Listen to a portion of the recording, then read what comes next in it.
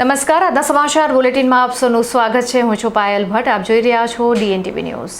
તો સમાચારની શરૂઆત કરીએ સૌપ્રથમ હેડલાઇન્સથી. વડોદરામાં સસ્તા અનાજની દુકાનોમાં ગેરરીતિના આક્ષેપો.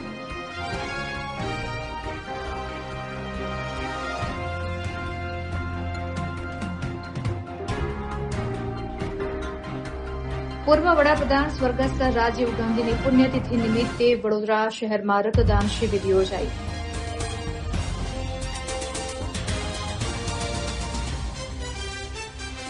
વડોદરા ગેસ લિમિટેડની સરાહનીય કામગીરી. વડોદરા છોટાઉદેપુર વહીવટીતંત્રને 4 અત્યાધુનિક એમ્બ્યુલન્સ કરાઈ અર્પણ.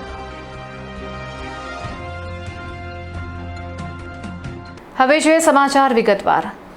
વડોદરામાં સસ્તા અનાજની દુકાનોમાં ગેરરીતિના આક્ષેપો ઉઠ્યા છે. ગરીબોને પૂરતું અનાજ ન મળતા રોષે ભરાયા છે. વડોદરા શહેરમાં સરકારે સસ્તા અનાજની દુકાનોને લઈને ફરી એકવાર ગંભીર પ્રશ્નો ઉભા થયા છે. સરકાર દ્વારા ગરીબ અને મધ્યમ વર્ગીય પરિવારો માટે ફાળવવામાં આવતું અનાજ કેટલાક દુકાનદારો દ્વારા ઓછું આપવામાં આવતું હોવાના ગંભીર આક્ષેપો ગ્રાહકો દ્વારા કરવામાં આવી રહ્યા છે.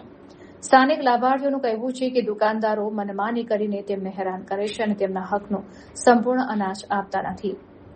શહેરની અનેક દુકાનો પર લાભાર્થીઓ કલાકો સુધી લાંબી લાઇનોમાં ઉભા રહે છે, છતાં તેમને તોલમાં ઓછું અનાજ અપાતું હોવાનો દાવો કરાયો છે. એટલું જ નહીં, ક્યારેક ટેકનિકલ ખામીઓ કે સર્વર ડાઉન હોવાના બહાના બતાવીને ગરીબોને વારંવાર ધક્કા ખવડાવવામાં આવે છે. એક પીડિત ગ્રાહકે આક્રોશ ઠાલવતા જણાવ્યું કે અમને પૂરું અનાજ મળતું નથી. ગરીબ માણસ મજૂરી છોડીને આવે છે અને અહીં પણ હેરાનગતિ સહન કરવી પડે છે. ગ્રાહકોનો આક્ષેપ છે કે અનેક રજૂઆતો છતાં જવાબદાર અધિકારીઓ આંખ આડા કાન કરી રહ્યા છે. લોકો હવે માંગ કરી રહ્યા છે કે પુરવઠા વિભાગ દ્વારા તમામ દુકાનોની કડક તપાસ થાય અને ભ્રષ્ટ દુકાનદારો સામે કડક પગલાં લેવાય. હવે જોવાનું એ રહેશે કે વડોદરા જિલ્લા પુરવઠા વિભાગ આ મામલે કેટલી ગંભીરતા દાખવે છે અને ગરીબોને ક્યારે ન્યાય અપાવે છે. ઘટના ઘટી છે. એપ્લિકેશનમાં 25 કિલો બતાવે છે અને મળે છે 15 કિલો. જ્યારથી ટ્રાન્સફર થઈને આવ્યું ત્યારથી મારું અનાજ ઓછું આવે છે. જયથી થઈ ગણેશનગરથી અહીં ટ્રાન્સફર થઈને આવ્યું ત્યારનું અનાજ ઓછું જ આવે છે. કોઈ મહિને એવું નહીં થયું કે પૂરું આપ્યું. મેં કેટલી વાર રિક્વેસ્ટ કરી, મેં કોઈ એપ્લિકેશનમાં આટલું બતાવે છે ને તમે આટલું આપો છો, તો કે જે આ ઉપરથી જ આટલું આવે છે કે તો આને હું વિચારવાનું, સરકાર ચોર છે કે પછી રેશન કાર્ડ વાળા ચોર છે? અમારું ગણેશનગર મનોજ ચંદ્રકાંત પટેલના 251 નંબરની દુકાન છે. ત્યાંથી ટ્રાન્સફર ઓટોમેટિક ટ્રાન્સફર થયું છે. લગભગ 1-1.5 વર્ષ થઈ ગયું. 2024માં છેલ્લા લીધેલું ડિસેમ્બરમાં, ત્યાર પછી અહીં ટ્રાન્સફર થઈ ગયું છે. ત્યાં કમ્પ્લેટ મળે હતું. 25 કિલો હજુ એન્ટ્રી છે રેશન કાર્ડમાં. આ 2 મહિનાથી મેં રેશન કાર્ડમાં એન્ટ્રી આમની પડાવડાવું છું. અત્યાર લગીની એન્ટ્રી હોય નહીં રેશન કાર્ડમાં. 2 મહિનાથી મેં એન્ટ્રી પડાવું છું એમના રેશન કાર્ડમાં, એમના હાથે જ. આજે એન્ટ્રી પડાવી જ છે. રિક્વેસ્ટ કરી, મેં કોઈ એપ્લિકેશનમાં આટલું બતાવતો કે ઉપરથી જ આટલું આવે છે. રજૂઆત મેં 2 વાર ઓનલાઈન કમ્પ્લેન કરી છે, પણ એનું કોઈ ઉદાહરણ નહીં આવ્યું. એ મારી જો કમ્પ્લેન નંબર છે. દુકાનદાર તો કે ઉપરથી જ આટલું આવે છે, તો એપ્લિકેશનમાં ઓછું બતાવવું જોઈએ ને. અમને તો પૂરેપૂરું અમોને એકલા નહીં, જેટલા ગરીબ મધ્યમ વર્ગના માણસો છે એમને બધાને પૂરું અનાજ મળવું જોઈએ. પૂર્વ વડાપ્રધાન સ્વર્ગસ્થ રાજીવ ગાંધીની પુણ્યતિથિ નિમિત્તે વડોદરા કોંગ્રેસ કાર્યાલય ખાતે રક્તદાન શિબિર યોજાઈ હતી. 21મી મેના રોજ ભારતના પૂર્વ વડાપ્રધાન સ્વર્ગસ્થ રાજીવ ગાંધીની પુણ્યતિથિ નિમિત્તે વડોદરા શહેર કોંગ્રેસ સમિતિ દ્વારા સરાહનીય લોકહિતનું કાર્ય કરવામાં આવ્યું છે. આ પવિત્ર દિવસના અવસરે વડોદરા શહેર કોંગ્રેસ કાર્યાલય ખાતે એક વિશાળ રક્તદાન શિબિરનું આયોજન કરવામાં આવ્યું હતું. જેમાં પક્ષના હોદ્દેદારો, કાર્યકરો અને મોટી સંખ્યામાં નાગરિકોએ રક્તદાન કરીને દેશના મહાન નેતાને ભાવાંજલિ અર્પણ કરી હતી. નોંધનીય છે કે 21 મેના દિવસને સમગ્ર દેશમાં રાષ્ટ્રીય આતંકવાદ વિરોધી દિવસ તરીકે મનાવવામાં આવે છે. વર્ષ 1991માં આજના જ દિવસે તામિલનાડુના શ્રી પેરુમ્બુદુરમાં એક ચૂંટણી પ્રચાર દરમિયાન લીટેના આત્મઘાતી આતંકવાદી હુમલામાં રાજીવ ગાંધીએ દેશ કાજે પોતાનું સર્વોચ્ચ બલિદાન આપ્યું હતું. માત્ર 40 વર્ષની નાની ઉંમરે ભારતના સૌથી યુવા વડાપ્રધાન બનનાર રાજીવ ગાંધીને દેશમાં કમ્પ્યુટર અને ટેલિકમ્યુનિકેશન ક્રાંતિના જનક માનવામાં આવે છે. 21મી સદીના આધુનિક ભારતના નિર્માણ, પંચાયતી રાજની મજબૂતી અને યુવાનોને મતાધિકારની ઉંમર 21 વર્ષથી ઘટાડીને 18 વર્ષ કરવા જેવા તેમના ઐતિહાસિક નિર્ણયો માટે દેશ તેમને હંમેશા યાદ રાખશે. દેશ પ્રત્યેના તેમના અજોડ પ્રદાન બદલ તેમને મરણોત્તર ભારત રત્નથી નવાજવામાં આવ્યા હતા. વડોદરા કોંગ્રેસના અગ્રણીઓએ જણાવ્યું કે તેમના બલિદાનની યાદ રાખી સમાજ સેવાના કાર્યો કરવા એ જ સાચી શ્રદ્ધાંજલિ છે.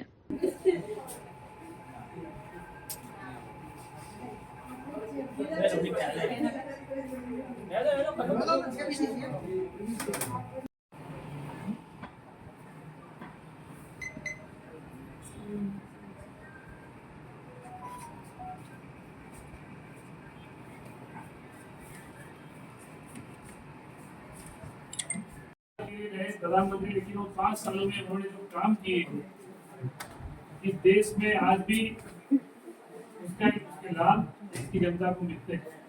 और दुनिया में राजीव जी गांधी ने एक युवा prime minister, young prime minister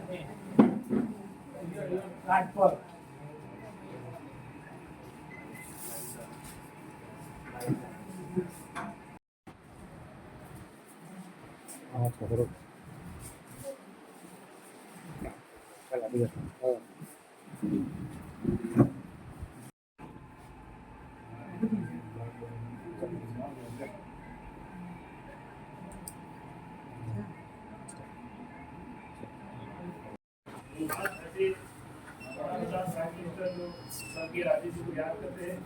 हमने ब्लड डोनेशन कैंप रखा है. आपके माध्यम से मैं कहना चाहता हूँ बड़ौदा की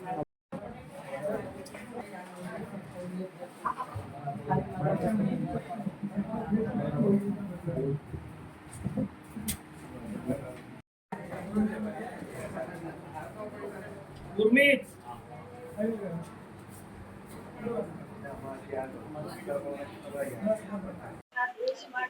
આજે સ્વર્ગીય વડાપ્રધાન રાજીવજી ગાંધીની પુણ્યતિથિ નિમિત્તે અહીંયા કોંગ્રેસ કાર્યાલય ખાતે રાજીવજીની પ્રતિમાને પુષ્પાંજલિ કરીને એમને સતત નમન કરીએ છીએ, એમને યાદ કરીએ છીએ. એમના દ્વારા કરેલા કામો આજે પણ આ દેશની પ્રજાને લાભ મળી રહ્યો છે, લોકો એનો લાભ લે છે. આજે 18 વર્ષનો મતનો અધિકાર એ રાજીવજી ગાંધીની દેન, સોશિયલ મીડિયાની ક્રાંતિ એ રાજીવ ગાંધી લાવ્યા. આપણે જે આ સોશિયલ મીડિયા, ઇન્ટરનેટ, કોમ્પ્યુટર કે રાજીવ ગાંધીના સમયથી શરૂઆત થઈ. જે મહિલાઓને આપણે સશક્તિકરણની વાત કરીએ છીએ, 33% મહિલાઓની ભાગીદારી રાજકારણમાં હોય કે તમામ પંચાયતી રાજની સંસ્થાઓમાં હોય, એમાં એ પણ રાજીવજી ગાંધીનો વિચાર હતો. ત્યારે આધુનિક ભારતના સ્વપ્નદ્રષ્ટાની આ જન્મ પુણ્યતિથિ નિમિત્તે અહીંયા બ્લડ ડોનેશન કેમ્પનો પર કાર્યક્રમ રાખ્યો છે. ખાસ કરીને એસએસજી હોસ્પિટલ, જે સરકારી દવાખાનું છે, જ્યાં ગરીબ અને મધ્યમના લોકો સારવાર માટે જાય છે, ત્યાંની બ્લડ બેંકને અમે બોલાવી છે. કારણ કે ત્યાંના બ્લડ બેંકના સંચાલકોનું કહેવું હતું કે એસએસજીમાં લોહીની ખૂબ જ મોટી અછત ઊભી થઈ છે. ગરમીનો સમય છે, લોકો બ્લડ પણ ડોનેટ નથી કરતા. ત્યારે આપના માધ્યમથી તમામ નગરજનોને વિનંતી કરીએ છીએ કે રક્તદાન એ મહાદાન છે, પણ આપણે જે પ્રાઇવેટ બ્લડ બેંકમાં આપીએ છીએ, જેમાં મોટો મોટો ચાર્જ વસૂલવામાં આવે છે, ત્યારે એસએસજી હોસ્પિટલમાં તમને ફ્રીમાં બ્લડ મળતું હોય છે અને ત્યાં ગરીબ અને મધ્યમના લોકોને સારવારમાં એ લોહી કામ લાગતું હોય છે. ત્યારે આપણે સૌએ એસએસજી હોસ્પિટલમાં બ્લડ ડોનેટ કરવું જોઈએ એવી હું આપના માધ્યમથી લોકોને વિનંતી કરું છું. કારણ કે ત્યાં ગુજરાત બહારના, વડોદરાના, ગુજરાતની અંદરના તમામ પેશન્ટ આવતા હોય છે. થેલેસેમિયાના પેશન્ટ માટે હમણાં જ્યારે થેલેસેમિયાના પેશન્ટનું ત્યાં બ્લડ લોહી ખૂટી ગયું હતું, ત્યારે અમને ફોન આવ્યો હતો. માટે આજે અમે એસએસજી બ્લડ બેંકને અહીંયા બોલાવી છે અને આ રક્તદાન મહાદાનનો જે સંકલ્પ છે એ સિદ્ધ કરી રહ્યા છે. આ એસએસજી બ્લડ બેંક 24 કલાક કાર્યરત હોય છે. અમે અત્યારે બપોરે 1 વાગ્યા સુધી બધા અહીંયા બ્લડ ડોનેટ કરીશું અને ત્યારબાદ એસએસજી હોસ્પિટલ ખાતે જઈને બ્લડ ડોનેટ કરીશું. અને આ રોજે જ અલગ અલગ લોકો બધા જઈને બ્લડ ડોનેટ કરે એવી હું વિનંતી પણ કરું છું. વડોદરા ગેસ લિમિટેડની સરાહનીય કામગીરી જોવા મળી છે. વડોદરા ગેસ લિમિટેડ દ્વારા વડોદરા અને છોટાઉદેપુર વહીવટીતંત્રની 4 અત્યાધુનિક એમ્બ્યુલન્સ અર્પણ કરવામાં આવી છે. વડોદરા મહાનગરપાલિકા અને ગેલ ઇન્ડિયાનું સંયુક્ત સાહસ એવી વડોદરા ગેસ લિમિટેડ હવે એક નફો કરતી સક્ષમ કંપની બની ચૂકી છે. વ્યાપારી સફળતાની સાથે સાથે સામાજિક ઉત્તરદાયિત્વ નિભાવવામાં પણ કંપની અગ્રેસર રહી છે, જે અંતર્ગત કંપની દ્વારા CSR કાર્યક્રમ હેઠળ એક વિશેષ પહેલ કરવામાં આવી હતી. આ કાર્યક્રમ દરમિયાન વડોદરા અને છોટાઉદેપુર જિલ્લાના વહીવટીતંત્રને સ્વાસ્થ્ય સેવાઓ સુદૃઢ કરવા માટે 4 અત્યાધુનિક એડવાન્સ લાઈફ સપોર્ટ એમ્બ્યુલન્સ સોંપવામાં આવી હતી. આ તમામ એમ્બ્યુલન્સ વડોદરા ગેસ લિમિટેડના ચેરમેન અને વડોદરાના મ્યુનિસિપલ કમિશનર અરુણ મહેશ બાબુના વરદ હસ્તે લીલી ઝંડી આપીને વહીવટીતંત્રને અર્પણ કરવામાં આવી હતી. આ અત્યાધુનિક એમ્બ્યુલન્સ કટોકટીના સમયે દર્દીઓને તાત્કાલિક અને ગુણવત્તાસભર તબીબી સારવાર પૂરી પાડવામાં અત્યંત આશીર્વાદરૂપ સાબિત થશે. ખાસ કરીને છોટાઉદેપુર જેવા અંતરિયાળ વિસ્તારના નાગરિકોને આનો મોટો લાભ મળશે. આ ગરિમાપૂર્ણ કાર્યક્રમ પ્રસંગે વડોદરા ગેસ લિમિટેડના મેનેજિંગ ડિરેક્ટર વિજય શ્રીવાસ્તવ સહિત કંપનીના ઉચ્ચ અધિકારીઓ અને વહીવટીતંત્રના અન્ય મહાનુભાવો ખાસ ઉપસ્થિત રહ્યા હતા. નફો કરતી કંપની તરીકે ઉભરી આવ્યા બાદ વડોદરા ગેસ લિમિટેડ દ્વારા લોકહિતના કાર્યોમાં આવું યોગદાન આપવા બદલ વહીવટીતંત્ર અને નાગરિકો તરફથી કંપનીની આ કામગીરીને બિરદાવવામાં આવી રહી છે.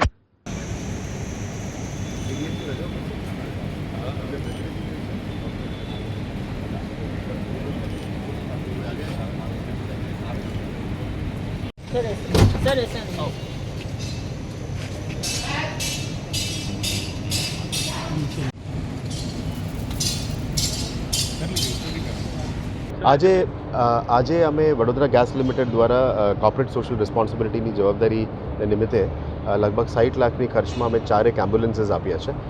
આજે વડોદરા શહેર અને વડોદરા જિલ્લામાં એક એમ્બ્યુલન્સ અમે આપ્યા છે. વડોદરા શહેરમાં વડોદરા મ્યુનિસિપલ કોર્પોરેશનના CHC માંજલપુરમાં આપીએ છીએ અને વડોદરા જિલ્લામાં જિલ્લા કલેક્ટર અને જિલ્લા DDO સાથે સંપર્ક કરીને ત્યાંના જરૂરિયાતમંદ PHC SCHC હોય ત્યાં આ ગાડી મોકલવામાં આવશે. સાથે સાથે વડોદરા ગેસ લિમિટેડનું GA એરિયામાં વડોદરા સિવાય છોટાઉદેપુર પણ છે અને આપ જાણો છો કે છોટાઉદેપુર જેવા જિલ્લામાં વધારે જરૂરિયાત હોય છે એમરજન્સી મેડિકલ સર્વિસીસ માટે, કારણ કે દૂર દૂર ગામો હોય છે. એટલે વડોદરા વડોદરામાંથી આપણે છોટાઉદેપુરમાં પણ આજે 2 ગાડી મોકલીએ છીએ. ત્યારના સ્થાનિક વહીવટીતંત્ર સાથે પરામર્શ કરીને આ બે ગાડી ત્યારના નાગરિકો માટેની સેવામાં અમે જોડીએ છીએ. આ ગાડી તમામ ફોર્સ મોટર્સના છે અને 4 ઇમરજન્સી ઇવેક્યુએશન એન્જિન્સ છે. આ મશીન્સ હાઈ ડેન્સિટી ટ્રાફિકમાં પણ મૂવમેન્ટ કરી શકે અને હિલ્સમાં પણ ચાલી શકે એવા વ્હીકલ ચૂઝ કરવામાં આવી છે, જેથી કરીને કોઈ પણ સેવા કરવા માટે જે મેડિકલ ઇમરજન્સી સેવામાં જોડવા હોય એ તમામને અમે આ ગાડી આપવામાં આવી છે. આવનારા દિવસોમાં પણ વડોદરા ગેસ લિમિટેડ દ્વારા સ્કૂલ્સ, આંગણવાડીઝ અને હેલ્થમાં વધારે અમે ફોકસ કરવાનું નક્કી કર્યું છે. આજે અમારા સાથે મેડિકલ ડૉક્ટર્સ અને ટીમ્સ પણ આવ્યા છે.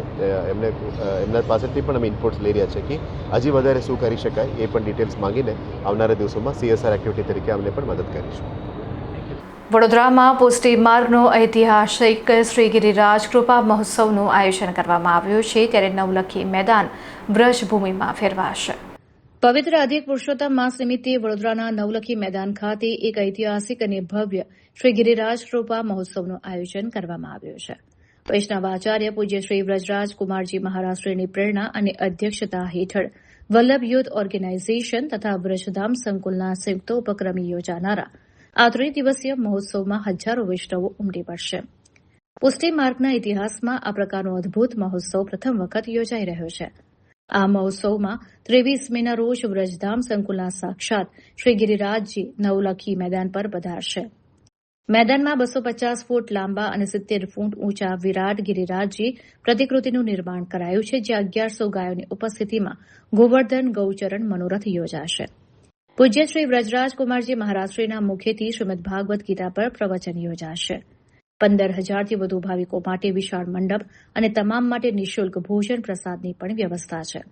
24 મેના રોજ 1100 ગાયોની સન્મુખ 2100 કુંડી શ્રી પુરુષોત્તમ સહસ્ર નામ યજ્ઞ થશે, જેમાં 1100 વૈષ્ણવોના ઠાકોરજી એક સાથે બિરાજશે. 25 મીના રોજ જાણીતા ગાયક અતુલ પુરોહિતના સુરીલા કંઠે ભવ્ય રાસ ગરબાની રમઝટ જામશે, જે મુખ્ય આકર્ષણો રહ્યા હતા. VYO ભારતના પ્રમુખ અશોકભાઈ શાહના જણાવ્યા અનુસાર આ ભવ્ય મહોત્સવને સફળ બનાવવા માટે VYOના 1000થી વધુ સેવાભાવી કાર્યકર્તાઓ રાત દિવસ ઉત્સાહભેર તૈયારીઓ કરી રહ્યા છે. હું Ashokbhai Shah, managing trustee, Vallabh youth organisation Bharat. Vallabh youth organisation VYOના સંસ્થાપક, વ્રજધામ આધ્યાત્મિક સંકુલના ગાદીપતિ, અનંત વિભૂષિત વલ્લભ કુળભૂષણ વૈષ્ણવાચાર્ય પૂજ્યપાદ ગોસ્વામી 108 શ્રી વ્રજરાજ કુમારજી મહોદયશ્રીના શ્રી ચરણોમાં આપણા સૌના દંડવત પ્રણામ. આપ સૌ જાણો છો અને ફરીથી આનંદ સાથે આપ સૌને વિદિત થાય કે ફરી એક વખત પૂજ્યશ્રીની કૃપાથી આજે શ્રી ગિરિરાજ કૃપા મહોત્સવ ભવ્ય મનોરથ નવલખી મેદાન નવલખી ગ્રાઉન્ડ ખાતે નિર્ધારિત થયો છે, જેમાં મુખ્ય આકર્ષણો આપને કહું તો પહેલી વખત આજે ઇતિહાસમાં એક સાથે 1100 ગાયો પધારશે. બધી જ દેશી ગૌ 1100 પધારશે. એ ગાયોની સંપૂર્ણ વ્યવસ્થા અહીંયા કરવામાં આવી છે. અલગ અલગ સ્થળોથી પોતાની જે પ્રાઇવેટ ગાયો છે તે લોકોએ નિર્ધારિત થયા છે કે અમારી ગાયો અમે આ ઠાકોરજી મનોરથમાં પધરાવીશું. તો 1100 ગાયો અહીંયા 22 તારીખે પધારી જશે. 23 તારીખે સાંજે એ ગાયો અહીંયા જે આપણી સમક્ષ 250 ફૂટ લાંબા, 100 ફૂટ પહોળા અને 80 ફૂટની આસપાસની ઊંચાઈવાળા શ્રી ગિરિરાજજી બિરાજે છે. એ ગિરિરાજજીમાં પૂજ્યશ્રીના શ્રી હસ્તે આપણા વૃદ્ધધામ આધ્યાત્મિક સંકુલમાંથી ગિરિરાજજી પ્રભુ પધારશે અને પૂજ્યશ્રીના હસ્તે આ બધા આવિર્ભાવ થશે અને ત્યાં જ ગાયો બિરાજશે. એ જે 40 ફૂટની રિંગ છે તેની અંદર આજુબાજુ બધી જ 1100 ગાયો બિરાજશે. એ 1100 ગાયોની આગળ યમુનાજીના ભાવ રૂપે બધા જ નદીઓ અને જે ફુવારાઓ, અલગ અલગ કુંડો બિરાજમાન છે. એ બધામાં પૂજ્યશ્રીના શ્રી હસ્તે વ્રજરજ અને બધા અલગ અલગ કુંડોમાંથી જલ પધરાવીને આવ્યા છે. એ જલ બધું પૂજ્યશ્રીના શ્રી હસ્તે પધરાવવામાં આવશે. એ સિવાય ખાસ કરીને પૂજ્યશ્રીના રોજે રોજ સાંજે 7 વાગ્યાથી રાત્રે 9 વાગ્યા સુધી અંદાજિત પૂજ્યશ્રીના શ્રી મુખેથી ખૂબ સુંદર લાવો મળવા જઈ રહ્યો છે. શ્રી ગીતાજી ઉપર પૂજ્યશ્રીના પ્રવચન થશે અને ખૂબ સરસ મજાનો એક નવો વિષય, એક સારો વિષય અને પૂજ્યશ્રીના શ્રી મુખેથી સાંભળવાનો બધાને ખૂબ ઉત્સાહ છે. તો એ મહામૂલો લાભ અમને સૌને મળવાનો છે અને આપ નગરજનોને પણ મળે અને આપ જરૂરથી આ લાભ લેજો. પછી જે દિવસે ગાયો પધારશે અને ગાયોનો મનોરથ થશે, ગૌચારણ મનોરથ, ત્યારે ગિરિરાજ પ્રભુ પણ પધારશે. વાજતે ગાજતે પૂજ્યશ્રીના શ્રી હસ્તે પધરાવવામાં આવશે. એના સિવાય સવારે 4 વાગે એટલે 23મી રાત્રે 24મીની વહેલી સવારે 4 વાગે 2100 કુંડી, પ્રથમ વખત 2100 કુંડી પુરુષોત્તમ સહસ્ત્રનામ યજ્ઞ થશે. પૂજ્યશ્રીના સાનિધ્યમાં ખૂબ બધા જ ભૂદેવો સહિત અને મનોરથીઓ સહિત આખો આ 2100 કુંડીનો સવારે 4 વાગ્યાથી 7 વાગ્યા સુધી એ યજ્ઞ થશે. આ આપ સૌને વિદિત કરું કે અત્યારે પુરુષોત્તમ માસ છે, અધિક માસ છે, પરમાર્થ કરવાનો માસ છે. તો અનેક લાભ અમો વૈષ્ણવોને બધાને પૂજ્યશ્રીની કૃપાથી મળવા જઈ રહ્યા છે અને આ લાભ આ નગરવાસીઓને મળે એના માટે પૂરતી વ્યવસ્થા પૂજ્યશ્રીએ કરી છે. નિઃશુલ્ક બસની વ્યવસ્થા કરવામાં આવી છે. અહીંયા બધાના માટે નિઃશુલ્ક ભોજનની વ્યવસ્થા કરવામાં આવેલી છે. એ સવારે યજ્ઞ થઈ ગયા પછી તે દિવસે સાંજે 1100 ઠાકોરજીઓ દરેક વૈષ્ણવોના ઘરેથી પધારશે. ગિરિરાજ કંદરામાં બિરાજશે. એ બધા જ ઠાકોરજીઓ બિરાજશે અને ઠાકોરજીના મનોરથ તે દિવસે થશે. પૂજ્યશ્રીના હસ્તે નિરાજન આરતી થશે અને ત્યાર પછી એ થઈ ગયા પછી ત્રીજે દિવસે અતુલ પુરોહિતજીના ગરબા થશે. જે ગરબા સાથે બધા જ લોકો લાભ લેશે. આજે તમે પણ જોઈ શકશો, તમે બધાએ વિડીયો લીધા હશે. એ વિડીયો મુતાબિક મોટા પ્રાંગણની અંદર ગરબા થશે અને અનેક વિવિધ સેવાઓના કાર્ય થવાના છે. પૂજ્યશ્રીના શ્રી મુખેથી ઘણા પ્રકલ્પો, ઘણી સેવાઓ જે વલ્લભ યુથ ઓર્ગેનાઇઝેશન અને વૃદ્ધામ આધ્યાત્મિક સંકુલ અત્યારે કરી રહી છે તેના એનાઉન્સમેન્ટ પૂજ્યશ્રીના શ્રી મુખેથી થવાના છે. એટલે બધા જ વૈષ્ણવો, ધર્મપ્રેમીઓ આનો લાભ લે એ ખાસ જરૂરી છે.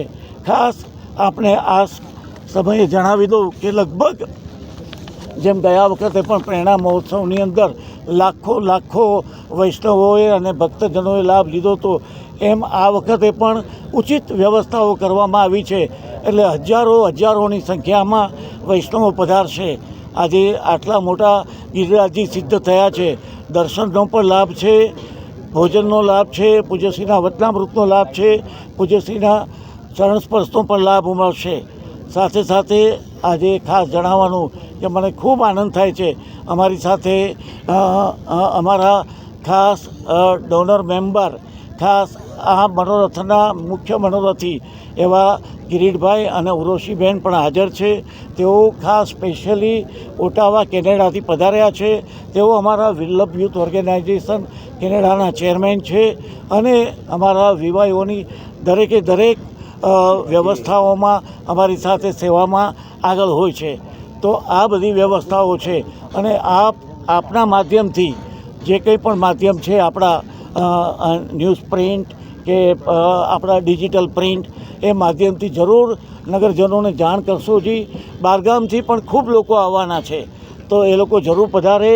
અને આ લાભ ફક્ત 3 જ દિવસનો છે, જે પૂરેપૂરી પ્રેસ નોટની અંદર વિગત આપેલી છે. 23, 24, 25 મે રાત્રે સાંજના 7 વાગ્યાથી ટીલ જ્યાર સુધી બધા બિરાજતા હશે ત્યાર સુધી અંદર પણ જે ગાયોની પરિક્રમા કરી શકે, ગાયોની માટેની બધી વ્યવસ્થાઓ થઈ ગયા પછી પહેલી 10 ફૂટની આખી રિંગ 250 બાય 250, 100 બાય 100ની મૂકવામાં આવેલી છે, જેમાં વ્હીલચેરથી માંડી VVIP દર્શનથી માંડી ને દરેક વ્યવસ્થાઓ કરવામાં આવી છે. એના પછી 20 ફૂટની રિંગ છે, જેમાં જનરલ લોકો દર્શન પણ કરી શકે અને પૂરેપૂરી પરિક્રમા કરી શકે. આ બધી જ સુંદર વ્યવસ્થાઓ છે. તો જરૂરથી આપ સૌને ફરીથી મારા તરફથી અપીલ કરું છું કે આપ આ ઉત્સવનો, આ મહામૂલા ઉત્સવનો આપ લાભ લેશો. વડોદરામાં વિકાસની પોલ ખુલ્લી પડી છે. પોલીસ ભવનની બહાર ગટરના ગંદા પાણી ઉભરાતા રાહદારીઓ ત્રાહિમામ પોકારી ઉઠ્યા છે. સ્માર્ટ સિટી વડોદરામાં સ્થાનિક સત્તાધીશો દ્વારા વિકાસના મોટા દાવાઓ કરવામાં આવે છે, પરંતુ વાસ્તવિકતા કંઈક જુદી જ જોવા મળી છે. વડોદરા શહેરના અતિ વ્યસ્ત અને મહત્વપૂર્ણ એવા પોલીસ ભવનની બહાર જ ગટરના ગંદા પાણી ઉભરાઈને મુખ્ય રોડ ઉપર ફરી વળ્યા હોવાની ગંભીર સમસ્યા સામે આવી છે. પોલીસ ભવનની બિલકુલ બહાર મુખ્ય માર્ગ ઉપર ગટરના ગંદા અને દુર્ગંધયુક્ત પાણી ભરાઈ જવાને કારણે ત્યાંથી પસાર થતા વાહન ચાલકો અને રાહદારીઓ ભારે મુશ્કેલીમાં મુકાયા છે. ગંદકી અને અસહ્ય દુર્ગંધને કારણે સ્થાનિકો તેમજ અરજદારો ત્રાહિમામ પોકારી ઉઠ્યા છે. આ દ્રશ્યો જોયા બાદ જનતામાં એક જ સવાલ ચર્ચાઈ રહ્યો છે કે શું ખરેખર આ જ વિકાસ છે? શહેરના વહીવટીતંત્ર અને સત્તાધીશો સામે નાગરિકોમાં ઉગ્ર રોષ જોવા મળી રહ્યો છે. VIP અને સરકારી કચેરીઓ ધરાવતા વિસ્તારમાં જો આવી બદતર સ્થિતિ હોય તો સામાન્ય સોસાયટીઓ અને મધ્યમ વર્ગીય વિસ્તારોની હાલત કેવી હશે તે વિચારવું જ રહ્યું. સ્થાનિકોએ આક્રોશ વ્યક્ત કરતા જણાવ્યું છે કે કોર્પોરેશન માત્ર કાગળ પર જ વિકાસની વાતો કરે છે. પ્રજાના ટેક્સના પૈસાનું વળતર આપવાને બદલે આવી નરકાગાર જેવી સ્થિતિમાં જીવવા મજબૂર કરવામાં આવે છે. નાગરિકો દ્વારા આ મામલે તાત્કાલિક અને કાયમી નિકાલ લાવવાની માંગ કરવામાં આવી છે.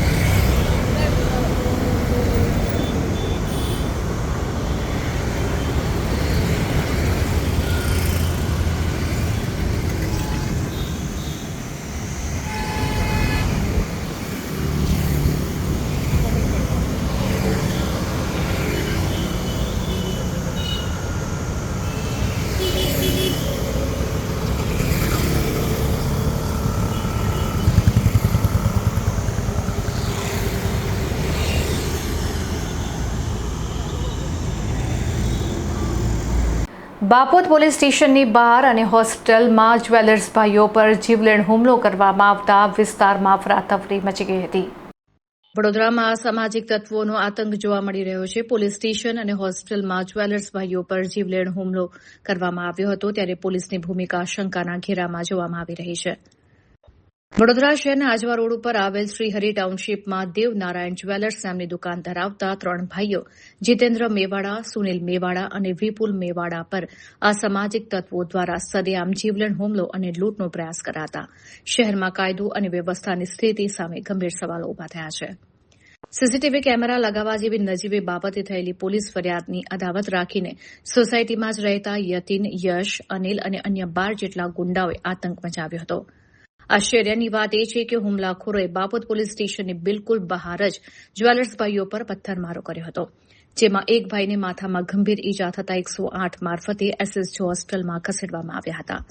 આ સમગ્ર ઘટના સમયે બાપોદ પોલીસ મૂક પ્રેક્ષક બનીને જોતી રહી હોવાનો આક્ષેપ છે.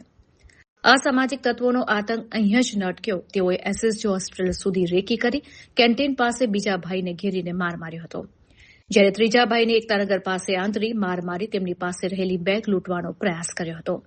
આ અંગે બાપોદ અને રાવપુરા પોલીસ મથકે ફરિયાદ અપાઈ છે. જો કે પોલીસની હાજરીમાં હુમલો થયો હોવા છતાં એફઆઈઆર નોંધવાને બદલે માત્ર અરજી લઈને તપાસ કરવાની બાપોદ પોલીસની ઢીલી નીતિથી કાયદાના રક્ષકોની કામગીરી શંકાના ઘેરામાં આવી છે.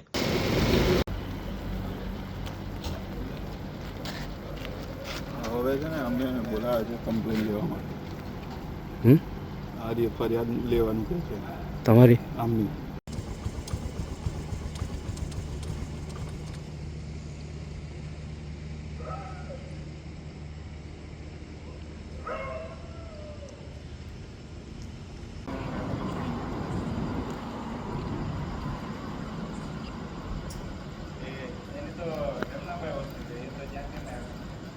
મારવા જાય ને બીજું આની રેકોર્ડિંગ બી ત્યાં તમે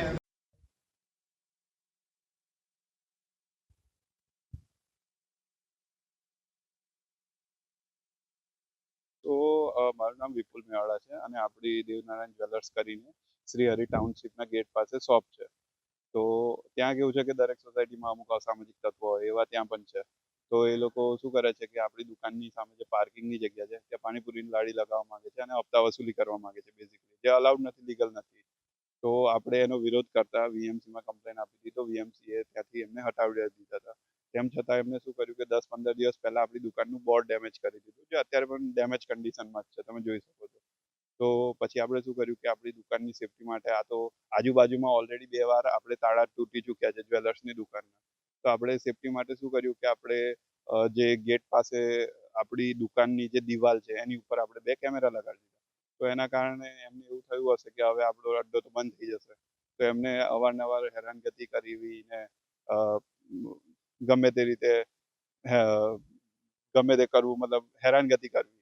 તો એમને શું કર્યું હશે કે અમને કે આવી રીતે સોસાયટીના ગેટ પાસે કેમેરા લગાવવા લીગલ નથી. તો હું એવું કહું છું કે એ તો બધાની સેફટી માટે જ છે. અગર કેમેરા લગાવ્યા છે તો એ લોકો અહીંયા કમ્પ્લેન કરી હશે, તો અમને અહીંયા બોલાવવામાં આવ્યા. તો મારો ભાઈ એક તો પોલીસની સાથે પીસીઆરમાં આવ્યો, બીજો બાઇક લઈને આવતો હતો.